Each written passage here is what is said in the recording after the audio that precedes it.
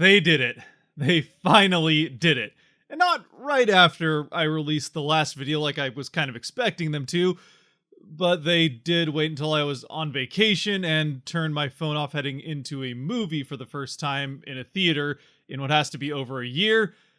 But at least they did it. What's cracking, everybody, and welcome to what is now truly the month and a half to 2 months of desert wasteland in the calendar for the hockey season, at least. We still have the Mariners that we can hope and pray will get things out of the pit lane of mediocrity, if you will, and into the actual race for the playoffs.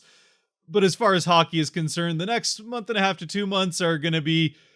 pretty much completely empty, as the Kraken finally made the last big move that they had to make this offseason by signing Vince Dunn. Or, I guess, re-signing Vince Dunn. Either way, they get Dunn for a pretty reasonable $7.35 million for the next 4 years. Now, yes, that is a little bit more, just under $1 million more than the 6.5 that we were kind of seeing being thrown around a bit after the playoffs came to an end. But it is also just about $1 million less than the around $8 million that we thought this contract was going to be about halfway or 2/3 of the way through the season. And in the end, I think that's why this ended up taking so long, is the Kraken were probably thinking more in that ballpark of 6 to 6.5 million, while Dunn was probably thinking more 8 to 8.5. And they find again a decent middle ground, and I think probably part of the compromise to go up to that 7.35 from more the 6.5 range was to knock some of the term off to that 4 years rather than a 6 or 8 year long deal like we could have potentially seen if there had been less money per year. And again, I do think it's a pretty reasonable deal for Dunn. It's a couple million less than the elite defensemen around his age range like the Adam Foxes or Cale Makars of the world. Plus, it's actually over $4 million less than the Erik Karlsson contract, which is another rumor that was being thrown around there for a while. But it is enough money that's going to make him a number one defenseman, at least by pay, on most rosters, and definitely will on the Kraken roster, as it's easily the richest contract that Ron Francis, at least by AAV, has ever signed a player to. And that definitely holds true for making him the highest paid player now on the Kraken, or at least will make him the highest paid Kraken player for this season anyway. There's a decent chance that whatever extension Matty ends up getting could potentially be that, but it wouldn't kick in until the following season anyway. And really, that's the only other potentially big move the Kraken could make here before the start of the season, as after Dunn signing, they now have just about $1 million in cap space. And even if they had more than that, they really don't have a ton of roster space. And in fact, the way things are, they have more NHLers than spots to put people on the ice when everyone's healthy, which we're going to get a little bit more into here in a second. But again, with this Dunn deal, just to wrap it up, with it just being a 4-year deal, it's not terribly high risk for the Kraken, especially considering that the cap is supposed to make a pretty sizable jump here in the next offseason, which they have been saying that for a couple of years, but they really are going to run out of options with the pool of money that the players still owed the league from the escrow after the whole COVID situation coming to an end. The cap is going to have to end up going up here a pretty significant amount, probably in the ballpark of 3 to 4 million next season, which will make the cap percentage, at least that this contract of Dunn's takes up, a little bit more manageable for the Kraken, especially with whatever contract Matty's going to have taking a reasonable chunk of that extra cap coming for the 24-25 season. Now, yes, obviously there's still some risk in signing a guy to this much money for any amount of term that is coming off of a huge breakout season in a contract year like Dunn is. There's always the chance that he could regress back to what he was before this last season and that this was just a one-hit wonder type of year for him. But honestly, I think the chances are much better that he plays at least up to what he did last year or close to it, then goes back to what he was even in the first year for the Kraken, which still wasn't a terrible year by any means. It certainly wouldn't have gotten him anywhere near 7 million if that had been the same output that he gave the Kraken in this last year. But as we know, there were plenty of other mitigating circumstances around that inaugural season team that held the entire team back as a whole and didn't allow very many players to have great seasons in that first year. But even outside of the general rising tide of performances from Kraken players, from the first season to the second. Dunn also made some noticeable strides in just the way that he plays the game, especially on the defensive end, and even without looking at the giant jump he made in points production, which is going to be a significant part of that contract that he ended up getting. And never mind regret signing, I think it's going to be a contract the Kraken are going to be very happy to have signed in these next 4 seasons. As again, they're getting still a relatively young defenseman, or at least a guy coming into the early part of his prime that has tons of offensive upside from the blue line, and has also shown a willingness to work very hard on the weaker parts of his game, in specifically the defensive end. On top of that, they've also already found success with pairing him with a more defensive-minded defensive partner that can help shore things up when he wants to take those chances in the offensive end and in transition. And at least from a fan perspective, now with Dunn re-signed and basically guaranteed to not be part of some big blockbuster deal for like a Erik Karlsson or William Nylander, we can start finally looking at what this roster, and specifically even lines and defensive pairings, could look like when the Kraken finally get things going in October and try to get back to the playoffs for the second time in 3 years. And since we've been talking about Dunn already to this point anyway, we might as well start on the defensive end, where that first pair now with Dunn back on the team isn't going to change. It'll be Dunn and Larson on the top pair for defense. Second pair is where things could look a little bit different. Schultz is likely on the right side, but then it could be either Dumoulin or Alexiak on the left. Personally, I think it's more likely it'll be Alexiak. And obviously things could change from whatever we end up seeing at the start of the season within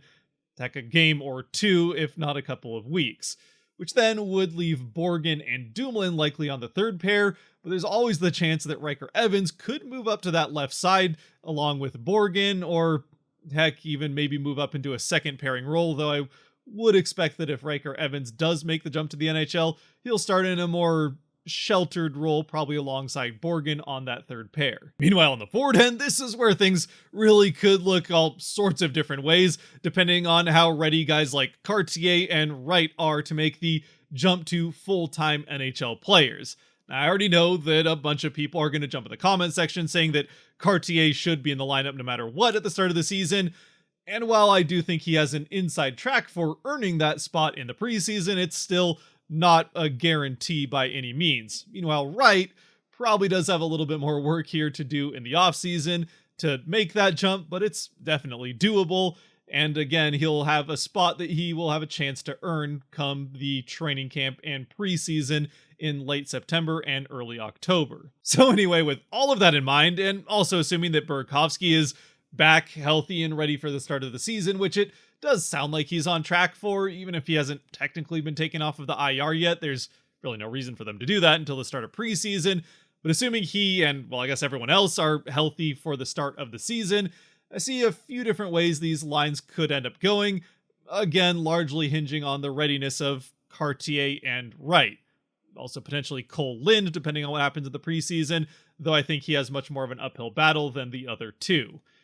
The first one here isn't counting on any of those rookies being ready for the full-time jump to the NHL, where we do have that first line looking pretty much as we would expect it, with McCann being centered by Beniers and Eberle on the other side.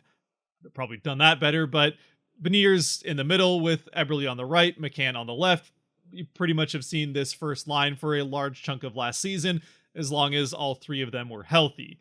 The second line, that's where we're going to have Wenberg, again centering that one, with either side of him being Schwartz and Burakovsky. This one I could see being mixed up a little bit, depending on whether or not they want to move Bjorkstrand up and Schwartz down, but again, I think that third line worked pretty well with Bjorkstrand, Gord, and Tolvanen. So that does pretty much leave that second line being, well, the way we have it there, and centers being suddenly a little bit more limited in how many the Kraken have available to them, with the departure of Geekie, and I guess Donato even stepped in that spot in a couple of times last season as well. Whatever the case, I don't think we'd be too surprised if we saw these 3 lines as the first 3 lines for the Kraken at the start of the season. So then it's the fourth line where we start to see some of those new faces. Now, Tanev's still on the left side as the consistent one, But then, without any new rookies being added into the mix, you'd have Pierre-Edouard Bellemare as the center and face-off specialist when the Kraken needed that in some crunch times in the second or third period. And then on the right side, you'd have Kailer Yamamoto. So that is a little bit more of a true fourth line with a couple of role players, and a line that, as a whole, probably won't be seeing too much more than the 7 or 8 minutes of ice time a night that you might see from a typical fourth line. Maybe a little bit more ice time than some other fourth lines across the league, but not quite to the almost 10 minutes a night that the Kraken fourth line saw for large chunks of last season. And to be honest, regardless of who's on this fourth line, I think that's probably going to be the case anyway. This isn't going to be as equal of a playing time between lines as we saw last year, or certainly the year before that, with the Kraken team now being a little bit more solidified in where some of the guys fall in the lineup. Now, since I know, almost regardless of what happens in the preseason, that there are going to be a lot of unhappy Kraken fans if Cartier, in particular, is not a part of this starting lineup when things get going for the Kraken this season, based on what he did for the team in the playoffs, I've come up with a couple of different options here for what the lineup could look like if, say, Cartier is ready, but Wright isn't just yet. Partially because I think that if just one of the two is ready and the other isn't, it's more likely that Cartier would be the one making that jump. Still think there's a decent chance that both are or both aren't, but only time will tell. If it's just Cartier, there are a couple of different options. You could do the easy, quick swap of Cartier in, Tanev jumps over to the other side, and Yamamoto out. Or, and this is the one I'd probably prefer because I'd rather see Yamamoto play based on what I know about him and Bellemare so far, you put Cartier in and take Bellemare out.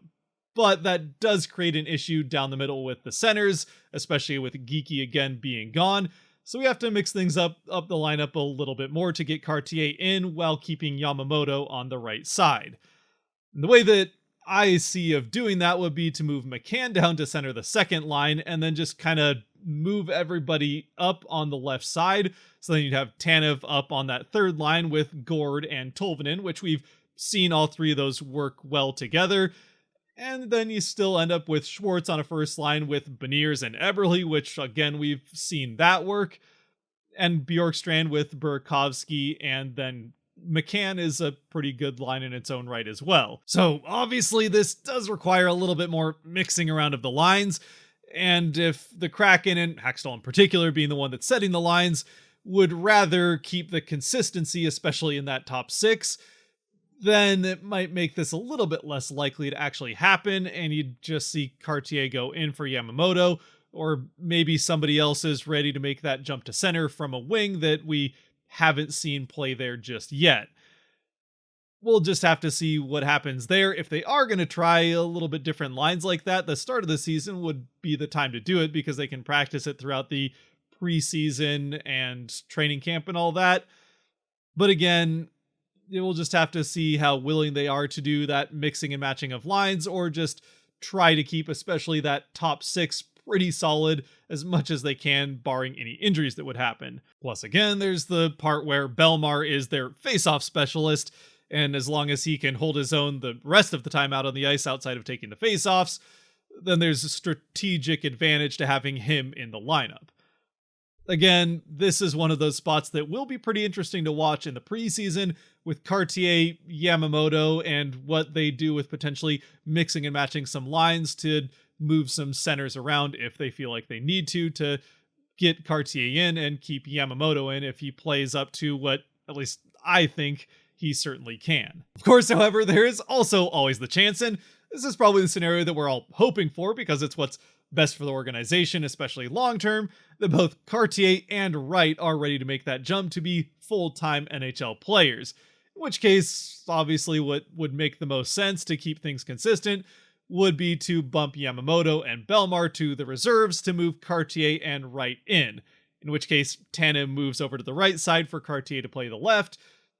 That would be the spot that he played at least with the Kraken in the playoffs and is more used to, while Tanev can play either side, so that would make some sense. And heck, the absolute dream scenario is that Wright has made a huge jump here in the offseason and is really ready to make his name known in the NHL and can even jump up to that second line center, while Wennberg would then fall down to the fourth line. Now that one I would say is pretty unlikely to start out the season, but you never know what could happen in these few months since the AHL playoffs ended and the NHL preseason gets going with what Wright's able to do here given a couple of months. And happily for the Kraken, just like on the defensive end, on the forward end, they're set up pretty well depth-wise, because unfortunately, injuries are pretty much bound to happen to some extent, whether it's just a couple, like the Kraken were lucky enough to have to deal with this last year, or it's a little bit more substantial, like they dealt with the first season. They're gonna happen at some point, and the Kraken have guys like Cole Lind,